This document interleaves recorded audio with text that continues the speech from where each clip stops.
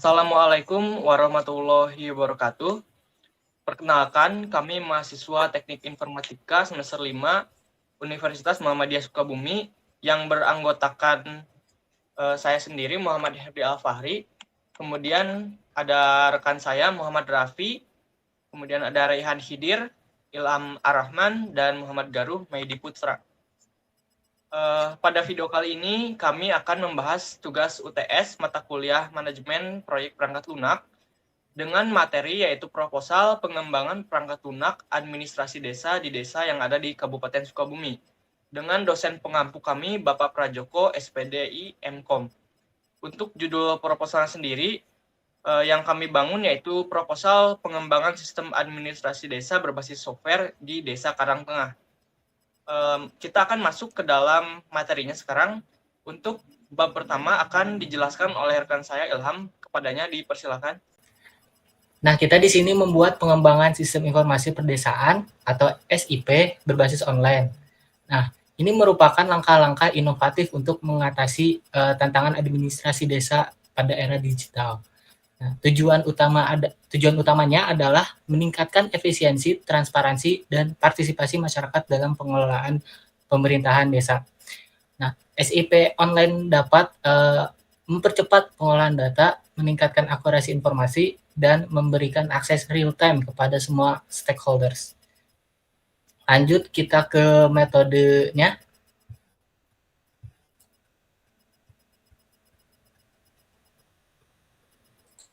Nah, metodologi yang kita pakai di sini adalah metodologi Agile. Nah, Agile adalah pendekatan pengembangan perangkat lunak yang iteratif, fleksibel, dan responsif terhadap perubahan. Nah, diwujudkan dalam manifesto Agile. Salah satu elemen Agile adalah Kanban. Nah, Kanban berasal dari GIT Toyota dan merupakan kontrol persediaan dengan kartu vinil. Kemudian ada Scrum. Scrum adalah agile framework yang umum digunakan mengikuti aturan utama dan dibagi menjadi 3 fase, yaitu pra-pemain, pengembangan, dan pasca pemain. Nah, pengembangan perangkat lunak saat ini mengadopsi Scrumban, gabungan Scrum dan Kanban. Prinsip-prinsip Scrumban melibatkan visualisasi kerja, penarikan pekerjaan, pembatasan pekerjaan dalam progres, eksplisitkan aturan tim, pertemuan perencanaan, dan retrofleksi harian. Tahap proyek Scrumban mencakup tujuan, sprint, analisis, pengembangan, pengujian, dan closing. Nah, keuntungan Scrumban melibatkan keterlibatan pemangku kepentingan, transparansi, pengiriman awal, biaya, dan jadwal dapat diprediksi, fokus pada nilai bisnis dan penggunaan, dan peningkatan kualitas. Nah, metodologi Agile memungkinkan adaptasi terhadap perubahan kebutuhan dengan pendekatan iteratif dan kolaborasi tim. Selanjutnya, arsitektur. Definisi arsitektur perangkat lunak adalah struktur organisasi dari sistem perangkat lunak yang mencakup elemen-elemen seperti komponen, perangkat lunak relasi antar komponen, dan prinsip-prinsip desain yang membimbing pengembangan perangkat lunak tersebut. Yang kedua, konsep perancangan. Konsep perancangan pentingnya memodelkan kebutuhan pemakaian dalam perancangan aplikasi sebagai bagian dari rekayasa perangkat lunak yang melibatkan berkombinasi perangkat lunak dan perangkat keras untuk menciptakan sosial yang dapat bekerja efektif. Yang ketiga, konsep dasar sistem. Sistem dijelaskan sebagai kumpulan elemen yang saling berintegrasi dan berinteraksi untuk mencapai tujuan tertentu. baik melalui penekanan pada prosedur maupun komponen sistem itu sendiri. Yang keempat, konsep dasar informasi. Informasi dihasilkan dari pengolahan data menjadi bentuk yang lebih berguna dan bermakna bagi penerimanya, berguna untuk pengambilan keputusan saat ini atau masa mendatang. Yang kelima, konsep dasar administrasi desa. Desa diartikan sebagai wilayah dengan organisasi pemerintahan langsung di bawah camat, pemilik sekretariat desa dengan struktur staf untuk mendukung kepala desa, dan umumnya menerapkan sistem pemerintahan desa sebagai seragam di seluruh Indonesia. Sebagai contoh arsitektur perangkat lunaknya untuk desa, kita bisa mempertimbangkan sistem yang mencakupnya. Yang pertama, aplikasi web desa. Yang kedua, sistem manajemen data. Yang ketiga, aplikasi mobil. Yang keempat, infrastruktur jaringan. Yang kelima, sistem keamanan. Terima kasih.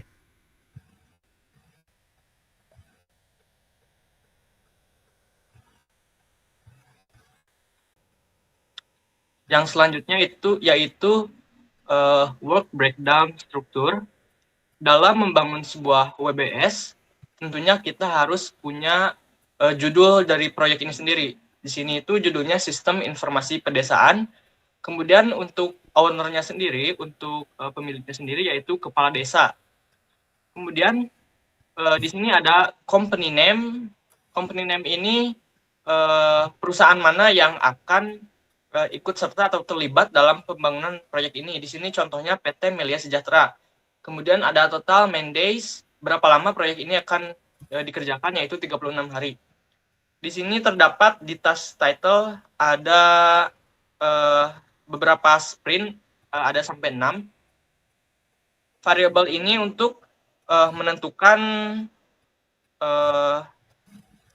pekerjaan yang akan dikerjakan. Contohnya di sprint 1 ini, di sini ada di sprint 1 ada tugas UI UX, yaitu menganalisis kebutuhan pengguna, terus ada desain prototype, pengujian desain kepada klien. Kemudian di sprint 2 di sini masuk ke bagian front end. Ketika bagian UI UX sudah selesai, maka tugas selanjutnya yaitu diserahkan kepada front end untuk mengintegrasikan UI UX dengan front end. Kemudian mengimplementasikan fitur surat pengantar, kemudian mengimplementasikan surat keterangan kematian, dan lain-lain. Sampai ke tahap finalization. Selanjutnya masuk ke sprint 3 akan dieksekusi oleh bagian back end untuk mengatur sistemnya, sistem dari aplikasi perangkat lunaknya. Kemudian setelah back end mengerjakan tugasnya, masuk ke sprint 4, di mana sprint 4 ini adalah integrasi antara back end dengan front end. Maka semua proyeknya ini akan dicocokkan.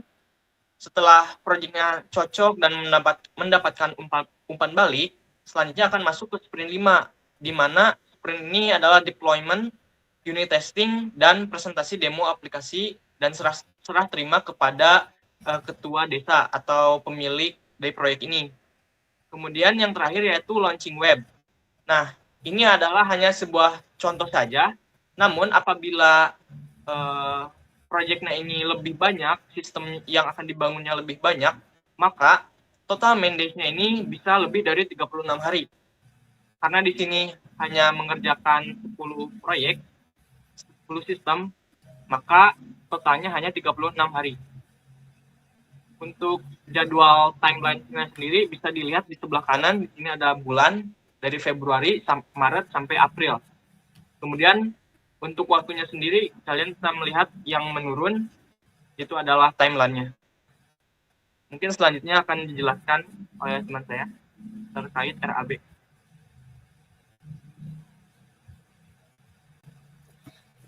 Baik, selanjutnya saya akan menjelaskan mengenai rancangan anggaran biaya atau RAB. RAB singkatan dari Rencana Anggaran Biaya, merupakan estimasi atau perkiraan biaya yang disusun sebelum pelaksanaan bangunan atau proyek dimulai. Untuk merancang anggaran biaya ini, saya menggunakan buku pedoman, itu INKINDO. INKINDO adalah singkatan dari Ikatan Nasional Konsultan Indonesia, Inkindo merupakan sebuah organisasi profesi di Indonesia yang mewadahi para konsultan di berbagai bidang, seperti konsultan teknik, manajemen, lingkungan, dan lain sebagainya. Lalu ada tujuan. Tujuan rancangan anggaran biaya ini adalah untuk merencanakan dan mengestimasi secara rinci semua biaya yang akan dikeluarkan dalam suatu proyek konstruksi atau pembangunan. RAB umumnya disusun sebagai bagian dari dokumen perencanaan proyek dan digunakan sebagai dasar untuk mengajukan anggaran serta sebagai acuan dalam pelaksanaan proyek. Nah, kita akan masuk ke penerapan cara merancang anggaran biaya tersebut. Baik, selanjutnya masuk ke rumusan anggaran biaya personil. Dapat dilihat, kita ada tenaga ahli itu 5 orang, dengan role-nya itu product manager, content manager, front-end developer, back-end developer, UI UX designer dengan pendidikannya S1, pengalamannya itu fresh graduate, asal daerah itu Sukabumi. Indeks provinsi ini diambil dari dokumen Inkindo itu. Bisa dilihat di acuan di bawah ini. Kita ngambilnya Jawa Barat. Nah ini, Jawa Barat 0,837. Selanjutnya, apakah seorang product manager dan content manager ini nge-lead proyek ini, memimpin proyek ini? Jika iya, kita tambahkan biaya tambahan, yaitu sebesar 3% sampai 6%. Kita masukin 3% di sini. Lalu, untuk gaji monthly rate ini diambil dari gaji proyek, ditambah jika ada lead proyek itu ditambahin di sini, sehingga hasilnya 12.871. Jika tidak ada lead proyek, ya berarti ambilnya 12.469 sesuai dari dokumen yang pembanding untuk Inkindo untuk biaya gaji-gaji itu. Untuk Manwix dari dokumen Inkindo itu diambil dari nilai gaji monthly rate dibagi 4,1. Untuk main days rate-nya itu diambil dari monthly rate dibagi 22 dikali 1,1. Dan juga main hour dibagi 8 dikali 1,3. Selanjutnya,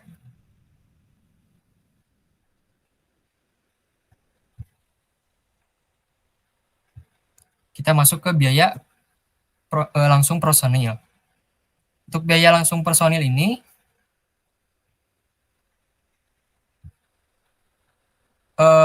masukin aja job function-nya itu ada product manager, content manager, front-end developer, back-end developer, UI UX designer. Untuk orangnya itu tadi 1 orang semua, dengan durasi lamanya itu 30. Main days rate-nya itu 643 dan sekian. Sehingga total biaya kerjanya itu ada di sini, dijumlahkan mendapatkan hasil 94,848,055 rupiah. Bisa dilihat ini penjelasannya. Langsung kita masuk ke biaya langsung non personil. Untuk biaya non personil ini dibutuhkan untuk kayak kebutuhan di luar individu, misalkan kayak domain website, server, koneksi internet, dan lain sebagainya. Kita masukin kebutuhannya untuk menunjang pembuatan website ini, yaitu domain website, server, koneksi internet, diskusi antar instansi, dengan jumlahnya itu 1 tahun, 1 set, 1 bulan, dan 5 orang. Lalu kita jabarkan harganya. Sini ada 200.000 untuk domainnya. Servernya itu 5 juta, koneksi internetnya itu 280.000 per bulan. Untuk diskusi ini 200 per orang. Kita jumlahkan, lalu total biaya kita kalkulasiin di total biaya operasional non personil sebanyak 6.480.000. Untuk selanjutnya kita rekapitulasi biaya. kita jumlahkan semuanya, yaitu ada biaya langsung personil yang sudah dibuat, biaya langsung non personil dijumlahkan sehingga berjumlah 101.328.000. Lalu hasil ini kita gunakan pajaknya itu sebesar 10%, sehingga ditotalkan menjadi Rp111.460.861. Sehingga biaya yang dikeluarkan dalam pengembangan sistem informasi pedesaan berbasis web ini berjumlah Rp111.460.861. Bisa dilihat lampiran acuan biayanya di sini.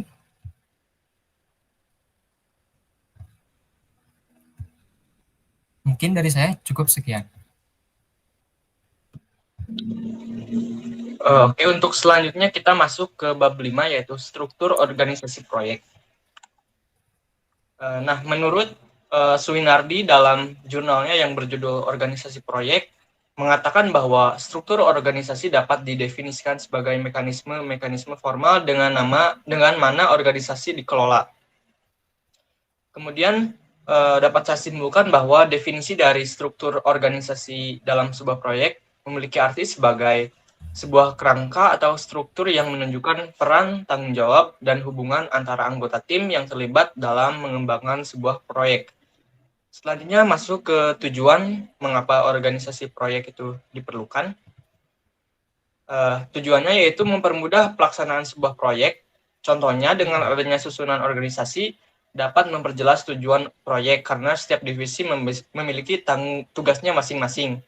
Kemudian mencegah keterlambatan sebuah proyek yang berakibat kegagalan atau proyek yang mangkrak. Lalu setiap individu diberikan pekerjaan dan tanggung jawab sehingga proyek yang direncanakan akan selesai tepat waktu karena semuanya sudah terorganisir. Lalu untuk penerapannya bisa dilihat di bawahnya. Bisa lihat pada gambar berikut ini. Di sini di bagian atasnya ini ada kepala proyek atau kepala desa. Kemudian kepala desa ini akan menyerahkan tugas ke proyek manajer dan proyek manajer yang mengelola semua yang ada di proyek ini. Seperti tim pengembang perangkat lunak itu tanggung jawab proyek manajer. Kemudian ada administrator data desa, ada tim pengelola perangkat lunak, ada tim pendukung perangkat keras, tim dukungan pengguna, dan lain-lain. Kita masuk ke bagian bawahnya, ke bagian I, yaitu kepala desa atau kepala proyek. Nah, tugasnya adalah sebagai penanggung jawab penuh terkait pengembangan seluruh rangkaian proyek. Kemudian proyek manajer ini bertugas yaitu memimpin segala sesuatu terkait pengembangan perangkat lunak. Seorang proyek manajer harus bisa memimpin dan membantu tim pengembang perangkat lunak seperti UI UX, designer, front-end developer, dan back-end developer. Kemudian masuk ke tim pengembang software. Nah, untuk tim pengembangnya sendiri, di sini tentunya ada UI UX designer yang bertugas untuk membuat aspek desain visual website. Kemudian ada tim front-end, yaitu tugasnya mengimplementasikan hasil desain yang dibuat oleh UI UX designer ke dalam bentuk aslinya. Kemudian ada back-end, tugasnya mengembangkan logika sistem dan database agar lebih tertata. Lalu ada administrator data desa. Di sini terbagi menjadi dua, ada database administrator, yaitu tugasnya menjaga data agar tetap rahasia. Kemudian ada data entry, yang bertanggung jawab atas hasil input data dan pemeliharaan data desa. Selanjutnya ada tim pengelola perangkat lunak. Yang pertama ada content creator, yaitu tugasnya membuat konten atau informasi yang informatif dan relevan serta berguna untuk website. Lalu tugas dari konten kreator akan diserahkan ke konten manager, yaitu tugasnya mengelola konten yang sudah dibuat oleh konten kreator. Selanjutnya masuk ke manajer keuangan. Tugas seorang bendahara atau manajer keuangan sangat penting karena tugasnya ialah mengelola anggaran proyek dan memastikan alokasi sumber daya harus efisien. Selanjutnya ada divisi humas masyarakat. Tugasnya itu bertanggung jawab atas segala komunikasi dengan masyarakat. Kemudian ada administrator sistem, tugasnya mengoperasikan sistem tersebut. Selain itu mereka juga harus menjaga, mengelola, serta melakukan pemeliharaan rutin. Lalu ada tim dukungan pengguna.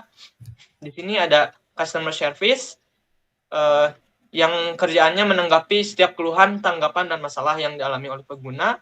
Lalu ada training koordinator yang bertugas untuk memberikan pelatihan kepada masyarakat mengenai sistem ini. Lalu yang selanjutnya ada tim pendukung perangkat keras, yaitu IT support, yang siap siaga untuk memperbaiki segala masalah yang berkaitan dengan device atau perangkat keras seperti komputer, jaringan internet, dan sebagainya. Lalu ada pemangku kepentingan lokal seperti RT dan RW.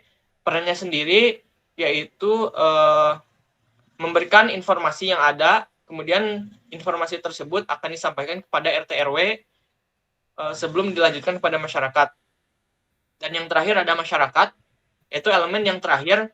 Masyarakat sebagai tujuan utama mengapa sistem ini dikembangkan, tujuannya bukan lain untuk mempermudah masyarakat itu sendiri dalam mengurus berkas-berkas penting yang berkaitan dengan surat kepemilikan, surat tanda domisili, surat kewarganegaraan, dan masih banyak lagi. Untuk selanjutnya akan dijelaskan oleh teman saya. Dipersilakan. Selanjutnya rencana pengendalian kualitas. Yang pertama, pengendalian kualitas. Pengendalian kualitas sangat menentukan reaksi dan umpan balik pengguna ketika mereka menggunakan perangkat lunak tersebut. Pengendalian kualitas dalam sistem informasi adalah kumpulan prosedur yang digunakan untuk memastikan bahwa perangkat lunak memenuhi tujuan kualitas terbaik untuk menghasilkan penggunaan yang terus meningkat pada perangkat lunak dalam menghasilkan kenyamanan bagi penggunanya. Selanjutnya, metode pengendalian perangkat lunak ada 3, yaitu kerangka kualitas perangkat lunak atau ROM laboratory. Yang kedua ada paradigma goal question metric, dan yang terakhir ada model manajemen risiko.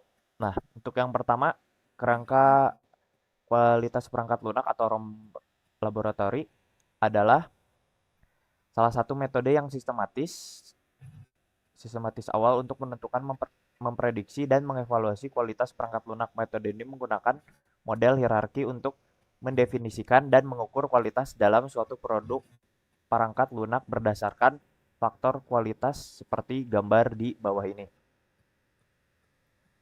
Nah, selanjutnya ada definisi faktor kualitas model. Nah, ada efisiensi, ada integritas, yang ketiga ada reliabilitas, yang keempat ada survivability, yang keempat ada usability, yang keenam ada correctness, yang ketujuh ada mainability, yang kedelapan ada verifiability, yang kesembilan ada expandability, yang kesepuluh ada flexibility, yang kesebelas ada interoperability, yang ke-12 ada portability, dan yang terakhir ada reusability. Nah, selanjutnya di paradigma question metric. Nah, yang pertama itu kita tentukan dulu tingkat konseptual atau goal, tujuan. Tujuan adalah ditetapkan untuk objek karena berbagai alasan sehubungan dengan berbagai model kualitas dari berbagai titik pandang relatif terhadap lingkungan tertentu. Setelah kita menentukan tujuannya, yang kedua, kita berikan pertanyaan. Kumpulan pertanyaan yang digunakan untuk menggambarkan cara penilaian atau pencapaian tujuan tertentu yang akan dilakukan berdasarkan beberapa model karakteristik. Yang ketiga, ada tingkat kuantitatif atau matrik. Satu set data terkait dengan setiap pertanyaan untuk menjawabnya dengan cara kuantitatif jika mereka bergantung hanya pada objek yang sedang diukur dan tidak pada sudut pandang dari mana mereka diambil, misalnya seperti versi dokumen, jam staf dihabiskan untuk tugas dan ukuran program. Nah, bisa dilihat gambarnya, contohnya seperti itu. Dan yang terakhir ada manajemen risiko. Manajemen risiko adalah suatu pendekatan sistematis untuk mengidentifikasi dan mengendalikan faktor-faktor dalam pengembangan perangkat lunak yang paling mungkin membahayakan keberhasilan pencapaian tujuan, termasuk tujuan kualitas perangkat lunak. Nah, selanjutnya ada pengujian unit testing. Unit testing adalah metode verifikasi perangkat lunak di mana programmer menguji suatu unit perangkat lunak untuk eh, untuk kelayakan dipakai atau tidak. Pengujian pengujian integrasi lebih pada pengujian penggabungan dari dua atau lebih unit pada perangkat lunak. Pengujian integrasi sebaiknya dilakukan secara bertahap. Nah, selanjutnya ada pengujian sistem. Unit-unit proses yang telah diintegrasikan diuji dengan antarmuka yang sudah dibuat sehingga pengujian ini dimaksud untuk menguji sistem perangkat lunak. Perlu diingat bahwa pengujian sistem harus dilakukan secara bertahap sejak awal pengembangan. Jika pengujian hanya di akhir, maka dapat dipastikan kualitas sistemnya kurang bagus. Pengujian penerimaan. Pengujian penerimaan perangkat lunak dilakukan oleh pengguna yang telah bekerja sama dengan pembuat program guna untuk mengetahui secara langsung bagaimana perangkat lunak yang telah dibuat dapat bekerja sebelum perangkat lunak yang dibuat disebarluaskan. Pengujian penerimaan ini bertujuan untuk mengetahui kepuasan pengguna atau user. Selanjutnya ada tinjauan teknis formal. Dalam tinjauan teknis formal, para pemangku kepentingan bertemu dan mendiskusikan kesalahan logis dan fungsional dari suatu program perangkat lunak. Putaran peninjauan ini memerlukan tim insinyur dan memerlukan persiapan laporan untuk presentasi. Selanjutnya ada registri risiko. Manajemen risiko sangat penting untuk peningkatan kualitas perangkat lunak dan manajer proyek tahu bahwa mereka harus memantau risiko sepanjang siklus pengembangan. Data risiko proyek juga disebut log risiko. Hanya ada desain aplikasi untuk mengurangi risiko bug dampak. Mengurangi cacat atau kegagalan. Nah, manfaatnya ini adalah untuk desain yang lebih bersih, menghasilkan kode yang lebih sederhana, lebih bersih, dan lebih mudah untuk diuji dan diulang bahwa kode akan memiliki lebih sedikit bug dan bug akan lebih mudah untuk didiagnosa dan diperbaiki.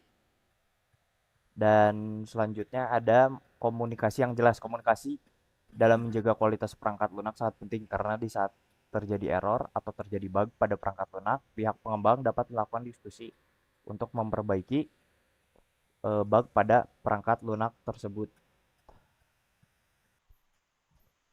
Selanjutnya akan menjelaskan flowchart pengguna. Pertama, input data form. Langkah ini merupakan langkah di mana pengguna diminta untuk memasukkan semua informasi dari formulir yang diperlukan. Setelah semua informasi dimasukkan, sistem akan memvalidasi data yang telah dimasukkan. Ya, jika semua data yang dimasukkan valid, maka sistem akan melanjutkan proses ke langkah berikutnya. Sistem akan menampilkan kartu tanda penduduk KTP berdasarkan informasi yang dimasukkan sebelumnya. Pengguna dapat memeriksa informasi yang telah dimasukkan dan memastikan kebenarannya. Kembali ke form input data setelah menampilkan KTP, sistem memberikan opsi kepada pengguna untuk kembali ke langkah input data jika ada perubahan atau jika ada informasi tambahan yang perlu dimasukkan. Tidak, jika data tidak valid, sistem akan meminta pengguna untuk memperbaiki atau melengkapi data yang dimasukkan. Kirim data ke admin, sistem akan mengirim data tersebut ke admin untuk diproses lebih lanjut. Selanjutnya ke saudara Ilham. Nah, kemudian di sini ada flowchart admin. Langkah pertama yang admin lakukan adalah pemeriksaan terhadap data yang diterima dari pengguna. Nah, jika data itu valid, admin akan melakukan proses dengan upload data ke database penduduk. Nah, jika tidak, admin memberikan pemberitahuan kepada pengguna bahwa data yang diberikan tidak dapat diterima karena tidak memenuhi kriteria atau syarat yang ditetapkan. Nah, selanjutnya ini ada halaman beranda atau halaman utama dari administrasi digital Desa Karangtengah. Selanjutnya di halaman berita. Nah, di halaman berita ini kita dapat mencari berita terbaru dari Desa Karangtengah. Selanjutnya mari kita ke halaman login. Nah, di halaman login ini kita dapat memasukkan username dan juga password. Nah, kita coba masukkan username dan passwordnya. Lalu setelah username dan password sesuai, kita coba klik masuk. Nah, setelah kita berhasil login, inilah tampilan halaman berandanya. Selanjutnya kita masuk ke menu layanan. Di bagian pojok kanan atas ini ada layanan. Kemudian di dalam layanan ini terdapat beberapa fitur administrasi. Yang pertama itu kita bisa buat KTP online, lalu kita bisa membuat surat pengantar, surat kelakuan baik, surat kematian, surat keterangan nikah, dan surat domisili. Pada video kali ini kita akan melakukan demo cara membuat KTP online. Bisa diklik buat KTP online.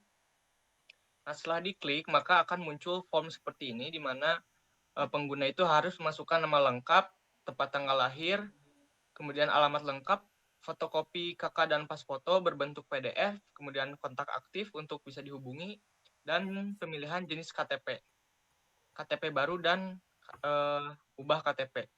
Selanjutnya kita demokan untuk mengisi form ini, boleh diklik. Nah, ini adalah contoh data KTP pengguna yang akan mendaftar atau membuat form permohonan KTP.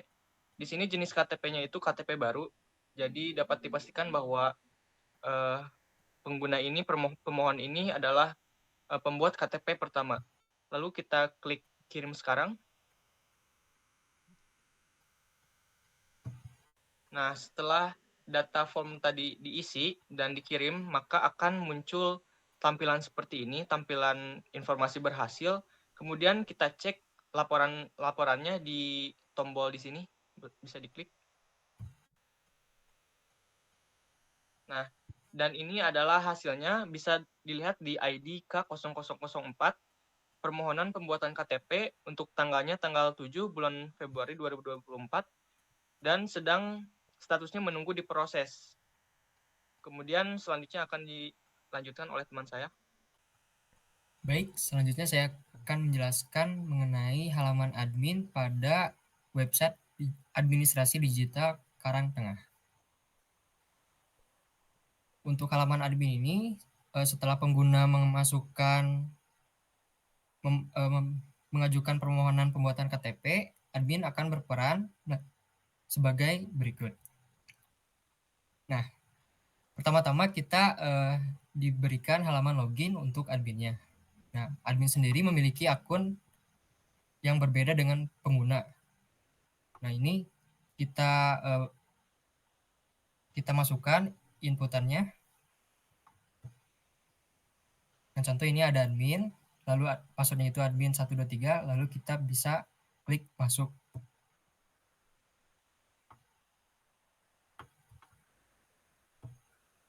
Nah, setelah masuk kita akan menampilkan fitur dashboard pada admin. Fitur dashboard ini terdiri dari jumlah warga, jumlah KK, jumlah surat permohonan, lalu jumlah desa, dan di sini juga ada daftar surat-surat jumlah permohonan. Ada ID, nama pemohon, tanggal permohonan, jenis suratnya apa, lalu file yang dimasukkannya apa. Nah, selanjutnya ada fitur hamburger menu. Jika kita diklik, dia akan menampilkan dashboard pengaturan, surat-surat, member, notifikasi, dan tombol keluar atau logout. Nah, kita akan menuju ke jumlah pemohon. Nah, di dalam jumlah pemohon ini ada tampilan daftar jumlah permohonan. Tadi kan oleh teman saya itu udah didemokan untuk permohonan surat KTP. Nah, ketika permohonan itu diajukan, di sini kita bisa melihatnya permohonan itu masuk dengan ID K004, nama lengkap Firda Maulida, tempat tanggal lahir Sukabumi dan sebagainya, alamat lengkap Jalan Brawijaya, kontak 08 sekian, jenis KTP baru, dan filenya itu berbentuk PDF. Nah, ketika kita klik file PDF ini, dia akan menampilkan foto KTP-nya. Nah, setelah dirasa sesuai, admin ini kita melakukan validasi dengan klik tombol ini. Saya menyetujui bahwa identitas sudah sesuai dengan data yang dikirim. Kita coba. Nah, Setelah ini kita konfirmasi dan selanjutnya diproses suratnya dengan ditunggu 3 kali 24 jam. Lalu kita konfirmasi.